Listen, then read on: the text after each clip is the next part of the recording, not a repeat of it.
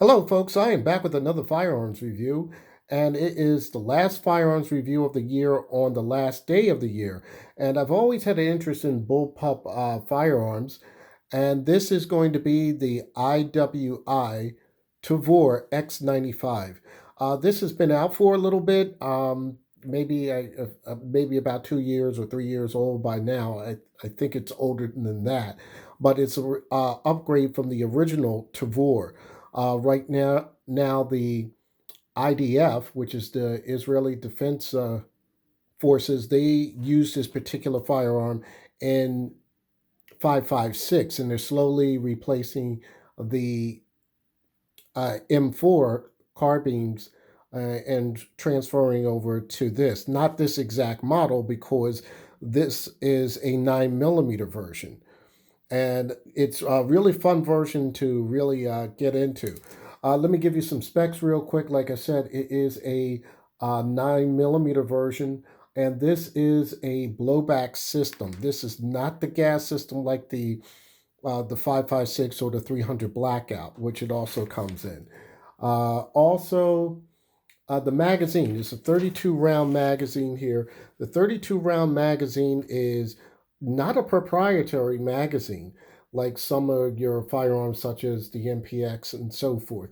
This is what they call the Colt style magazine. So you're able to be able to find these plentiful, so you don't have to run around and search for different magazines. Another thing about this firearm is assembled in the U.S. It also has its parts are from the U.S. and also imported parts. And the reason why I'm mentioning that is uh, I read it on the website, but basically it was saying that the laws are restricted, that you only have to have these magazines for this particular firearm made in the US. I don't know too much about it. I'm just repeating what I saw on the website. To get further down to it, it is a 17-inch barrel length. Now, this is classified as a rifle. This is not a pistol. It's classified as a rifle. And if you're holding this, you would think that this is somewhat like a rifle, pistol configuration, because the length of this is roughly only 26.1 inches. And let me show you a comparison with a, sorry about the camera movement. This, to show you a comparison, this is an AR pistol, AR-15 pistol. So this is 10.3 inches. Now, where you see it starts from the muzzle all the way back here, and this will give you your 10 inches to where the breech starts. Where this, in this case, it will start from here, where the muzzle is, and I'm going to flip this over, and the breech is right here. So you get a full uh, 17 inches. So that's why it's considered a rifle at this point. The other specs on this firearm, it weighs roughly 7.9 pounds, but it doesn't feel that heavy to me, because I guess the way they compact the size, it's very, very maneuverable. Uh, the rifling is a 1 in 10-inch twist, four grooves on there. Uh, like I said, it is a 1 in 10 twist. It is reinforced polymer. That's what the whole stock is over here, as well as the sights. Now, you didn't see, disregard the other sights, but these have built-in sights. Some of you know this. And if you look up top here, if I can spin it on one hand, you got to excuse me, because it's really tough for me to work with this.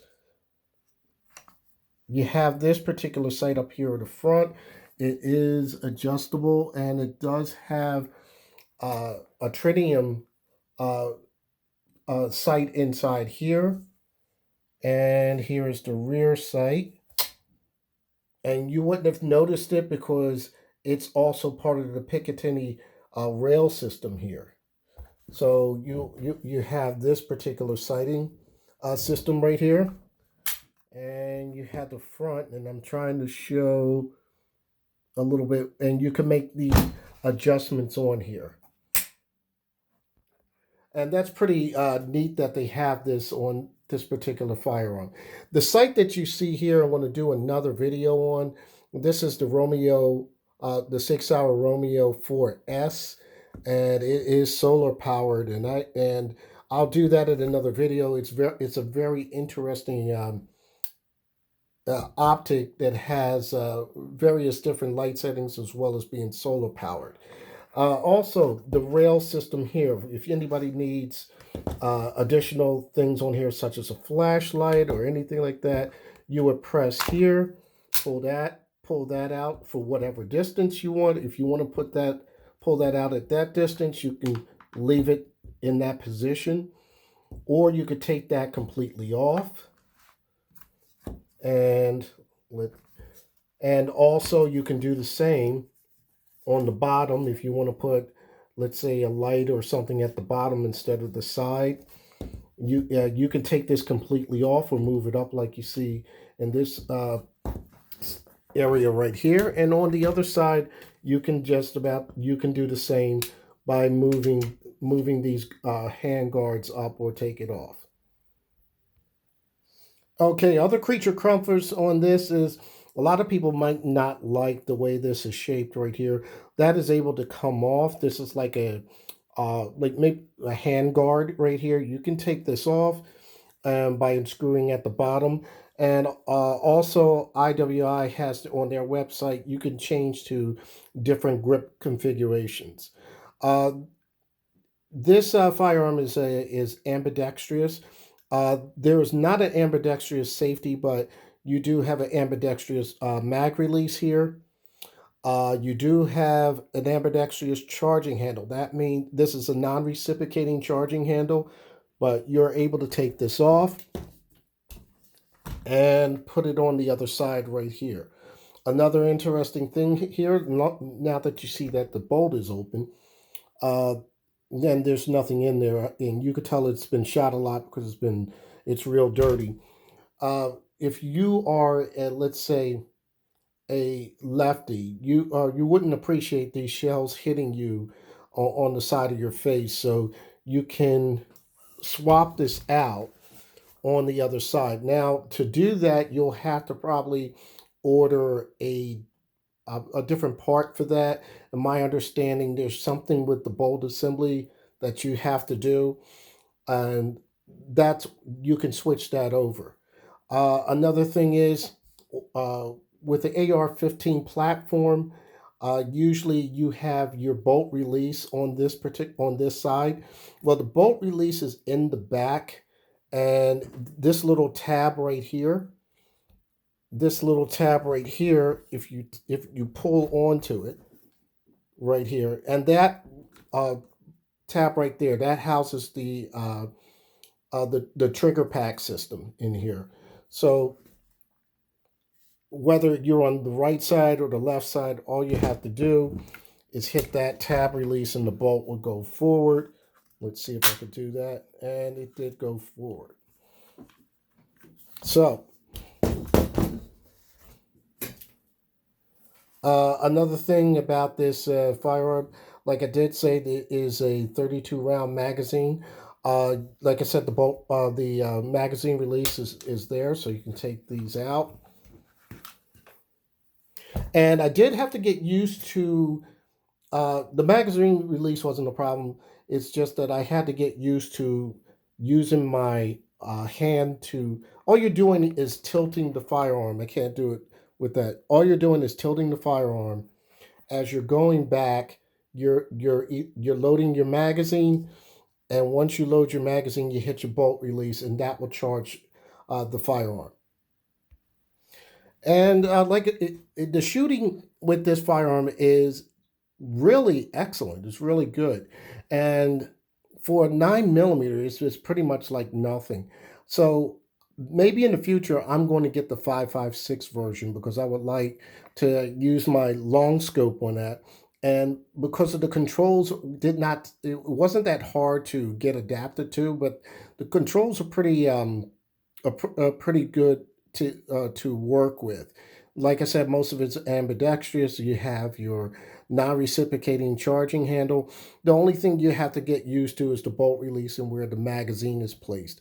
So, like I said, it comes in three calibers. This is the 9mm version. There's the 5.56 and the 300 blackout. So these are pretty popular in some circles, and it's a joy to shoot. I was really surprised because I had a curiosity with bullpups. Okay, with the targets, what I did was like I said, I was using the Romeo 4S, which is has like all different types of things that you could do with that. You could have the circle with the dot in it, or circle with the crosshairs, and you can have the dots with the smaller range for bullet drop compensation. Let's start with the first target. All I had to do was readjust the sighting, and that's what I did right there. This is roughly about 15 yards. And this target here, this is roughly about 15 yards as well.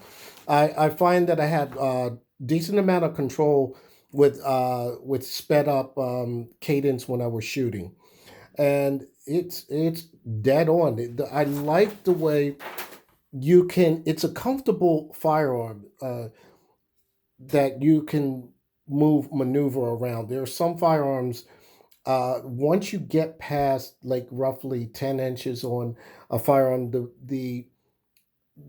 particularly on AR-15s, it tends to get nose heavy. And once it gets nose heavy, you're fighting with your support hand sometimes to keep that up, depending on your arm and hand strength.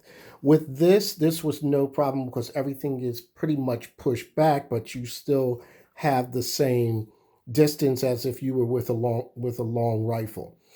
Other than that, that's all I have, folks. I'm going to be doing a lot of shooting with this, a lot of testing with this, and like I said, I will be doing a full review on the Romeo 4S. And I would just like to wish everybody a happy New Year. Be safe, um, and have fun this year. We're looking forward to another shooting year. So happy shooting. Stay safe. Hashtag 2A.